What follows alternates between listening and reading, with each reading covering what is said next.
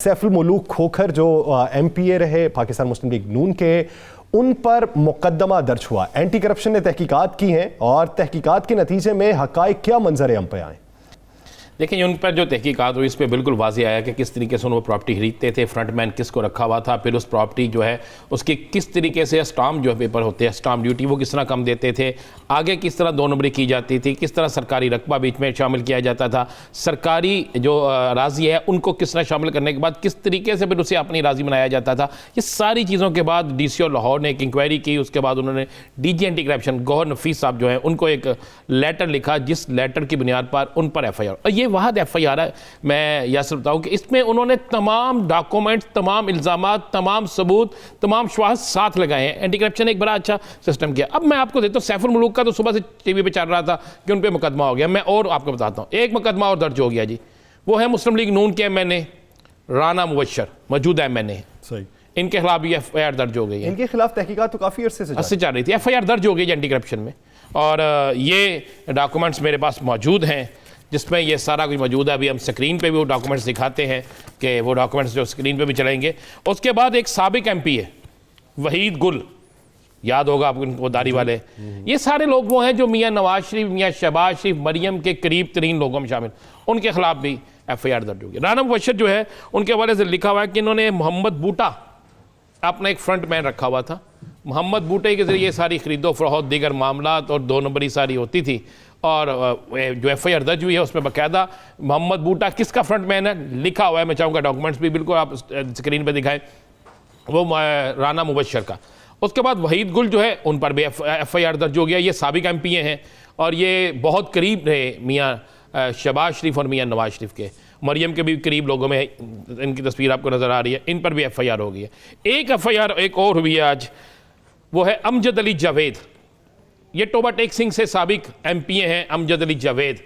इनके खिलाफ भी FIR दर्ज हो गई है एंटी करप्शन में, और वहाँ पर DCO ने बकायदा इंक्वायरी की। इंक्वायरी करने के बाद डॉक्यूमेंट्स ला के सामने हर चीज़ है। और वहाँ एक और बता दूँ, मेरी इतला के मुताबिक चंद घंटों में या चंद दिनों में शेख रुहील असगर साहब भी एंटी करप्शन के रडार पे आ चुके हैं। और जी जी, मैं आपको जो बता रहा हूँ कि ये देखिए, एक सुबह से एक नाम चल रहा था ना सैफुल मुलूक खोखर का। मैंने आपको बाकी FIR भी हमने अपने प्रोग्राम में दिखा दिए, उन पर इल्जामात भी दिखा दिए। असेंबली है, 2 MNA, एक MPA और 2 साबिका MPA, और अभी और भी हैं। मैं आपको ये भी बता दूं 26 और लोग हैं, 26 साबिका और मौजूदा MPA MNA 26 और हैं।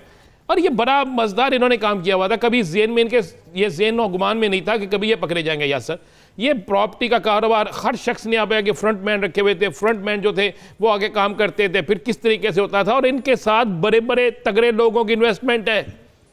मैं आपको ये भी बता दूं, ये जो पाकिस्तान डेमोक्रेटिक अलायंस बना हुआ है ना PDM में, ये इनमें से 2 बड़े लीडरों की इन्वेस्टमेंट भी इन पे मौजूद है। खोखर बरदर की जानिब से तो अभी हालिया जो लाहौर का जलसा होने वाला है उसमें बड़ी फंड रेजिंग की गई। देखें, वो पार्टी का उनका मामला उन्हें करनी चाहिए और होनी भी चाहिए, लेकिन एंटी करप्शन ने बड़ी जामिया में, हम हमेशा एंटी करप्शन को मैं कहता था ये खुद करप्शन का गारा है, लेकिन अब कुछ अरसे से जब से ये नए DG एंटी करप्शन आए गौहर नफीस, बड़ी चेंजिंग आई और ये बड़े डॉक्यूमेंट्स के साथ उन्होंने किया। और इन लोगों पर हाथ पड़ना शुरू हुआ है जिनके मुताबिक मैं आपको बता दूँ कि कभी कुछ सोचा नहीं जा सकता था।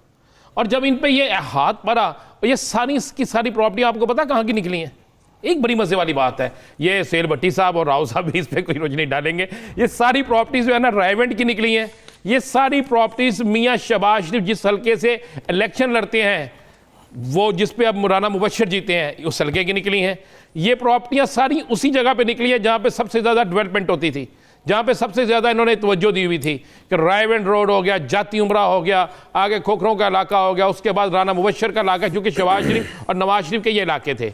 वहाँ पे ज़मीन किस तरीके से खरीदी जाती थी। फिर सोसाइटीज़ बनी हैं, वहाँ पे बड़ी बड़ी महंगी सोसाइटीज़ बनाई गई हैं, बहुत महंगा बेचा गया है। और हम यही खबर ब्रेक करेंगे कि आज राना मुबशर पे भी FIR हमारी स्क्रीन पे मौजूद है, वहीद गुल पे FIR हमारी स्क्रीन पे मौजूद है, और अमजद अली जावेद पर साबिक MPA हैं मुस्लिम लीग नून के टोबा टेक सिंह के, उनके भी FIR मौजूद है। बहावलपुर से भी एक शख्सियत जो है वो गिरफ्तार होने वाली है, ये उस पर FIR होने वाली है। और मैंने कहा मेरी इत्तला के मुताबिक शेख रुहील असगर जो है उन पर भी शिकंजा बड़ा सख्त हो चुका है। राव साहब, क्या समझते हैं, पहले नैब की कार्रवाइयां थी और अब एंटी करप्शन काफी मुतहर्रिक दिखाई दे रहा है। जैसा कि राना साहब कह रहे हैं, फैक्ट्स एंड फिगर्स पे, हकाइक पर मबनी वो दस्तावेजात हैं जिसकी तहकीकात की गई और अब इन पे शिकंजा सख्त होने जा रहा है।